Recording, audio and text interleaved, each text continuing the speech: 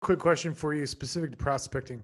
Is it a criminal offense to hire somebody unlicensed to prospect consumers for the sale of a home? That's a great question. In Texas, they might string you up. I know you're in Texas. So they might string you up on a tree and some cowboy looking sheriff might shoot you, take out your left knee and then put you in a tree. Here's the thing.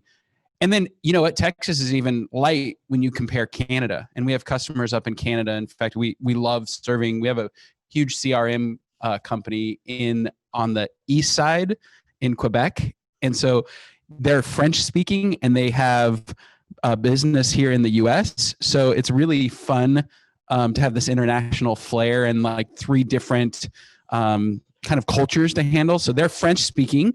They have customers in the US, and then our virtual assistants support those US based customers working for that French speaking company. So really cool kind of triangle. And up in Canada and many parts of Europe, you have to have a double opt-in. So if somebody raises their hand on the website and says, I'm interested in more information, then they have to go through a process where their cell phone accepts a call from that particular company before somebody can actually call them. So it's even worse than in Texas.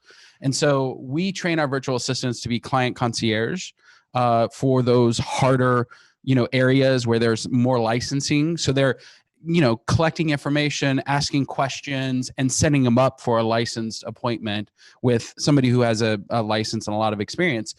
But if you create inbound leads, then all of those licensing rules they're still there, but our virtual assistants can play in that world and probably take 90% of the prospecting piece and the qualification piece off the plate of the business. Do you think cold calling and outbound prospecting is going to die soon?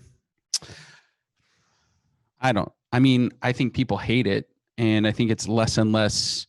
We did this whole, and if you're listening, if you go to our website, MyOutDesk, we have a blog series and we did this whole, like, what are the success ratios of different forms of leads?